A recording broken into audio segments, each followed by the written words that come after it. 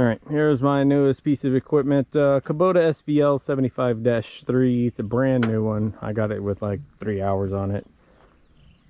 Decided to go with a TMC Cancela. This has got the TWJ-150 head on it. I've actually looked around.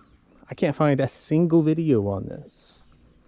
I know there's a couple of other videos that are out there for a different head or two different heads on a the ASV 120 forestry mulcher, but I haven't seen one on the 150 at all, and very few on the 75-3 since it's a brand new model. So as soon as I get the hydraulic fittings that are the correct ones on it. Oh, by the way, the fittings here aren't the right size. Case drain is fine. Pressure and return line, however, the fittings on these are 3/4 BSP. Maybe you can see that, yeah, BSP.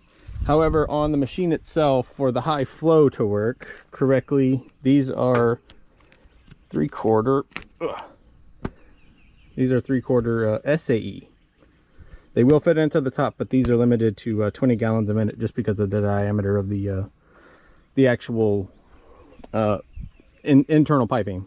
So, all right, you saw that little clip. This bolt and this footrest, foot grab, hold, whatever thingy, little bit of an interference. It's actually so tight that the bracket itself starts to bend in. So I might swap out this particular bolt because it's the same top and bottom. It looks like a 17 millimeter. I believe I have a pan head which has got the Allen hole in it, a little bit lower of a profile, and then I will see if this actually still hits whenever I do that, because I don't want to be in there and start damaging this cylinder, because I believe those nubs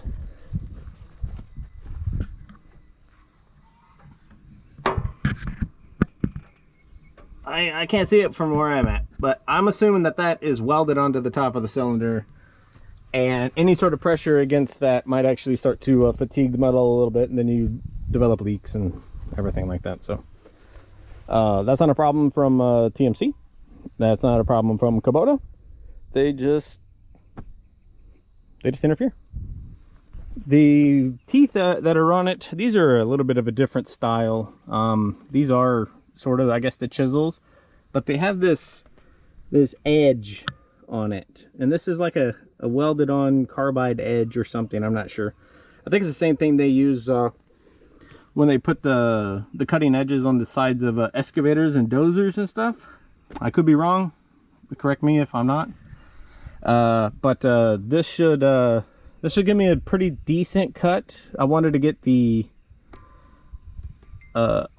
actual chisels, but they couldn't take these off and put those on there for me, so I got to buy a whole new set. So I've already paid for these. We're gonna run them. We're gonna see what the heck they do, but I gotta wait for the fittings, unfortunately, before I can hook up the hydraulics. The only thing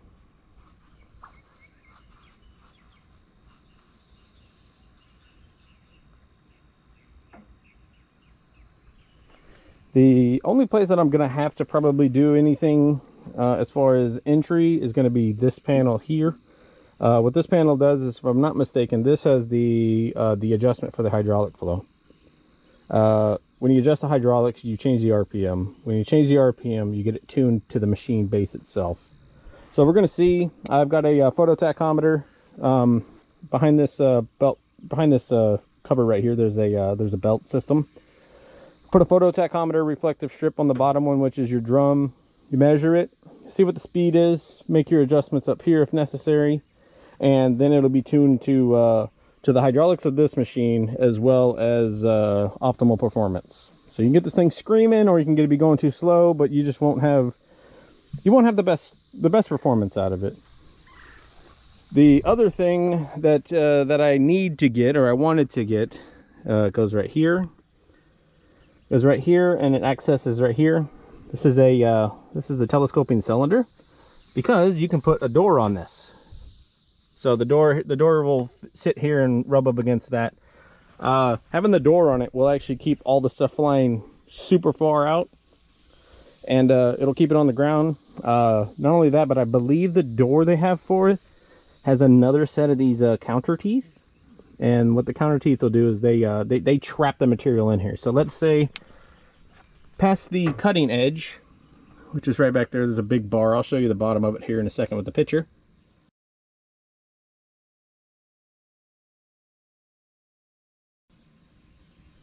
That cutting edge itself cuts off the main pieces.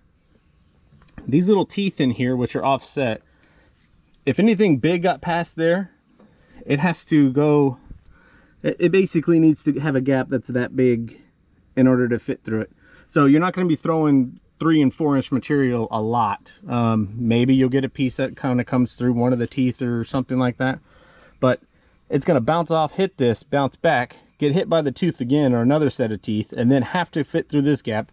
And if it does fit and it goes here and it starts bouncing around, the teeth are still going to keep bouncing it around.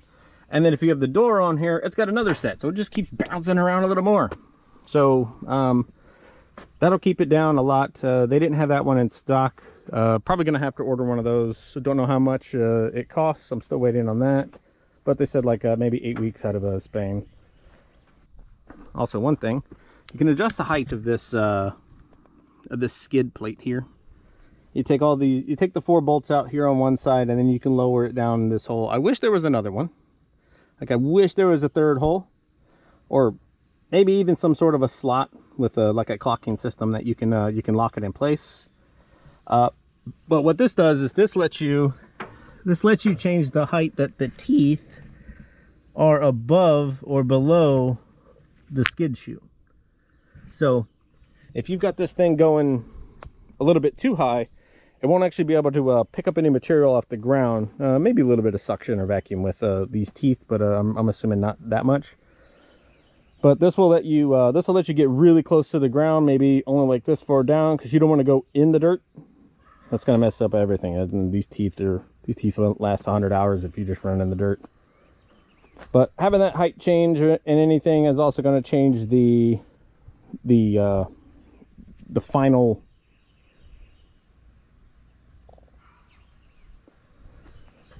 Having the height changed on both sides is going to change your final product. The more you can suck up, the more it gets processed. If it's too tall, you're not going to be able to pick up any of the big stuff, and you're just going to have branches and stuff, and possibly even trees that you knock down that you actually can't do anything with. So we're going to get the hydraulics set up. We're going to run it. We're going to let it eat. She looks hungry, and that's what we're going to do. I have some skill when it comes to running a mulcher. I did one for a little bit a few years ago before I got my Ventrac, and you know, we're back to what I actually wanted, because this is kind of the setup that I wanted. So I'm gonna get the right fittings. We're gonna get hooked up to the machine. We're gonna get spinning, running, make sure it's balanced, and then we're gonna go destroy some trees. The first thing I've got to go do is my sister and brother-in-law actually have a place that they had done with a mulcher. Somebody came in and did it. They used those old nasty hammer carbide teeth, and they just didn't. They ripped them off. Let's just be honest. They knocked everything down that they said they wanted, but they didn't leave a good finish.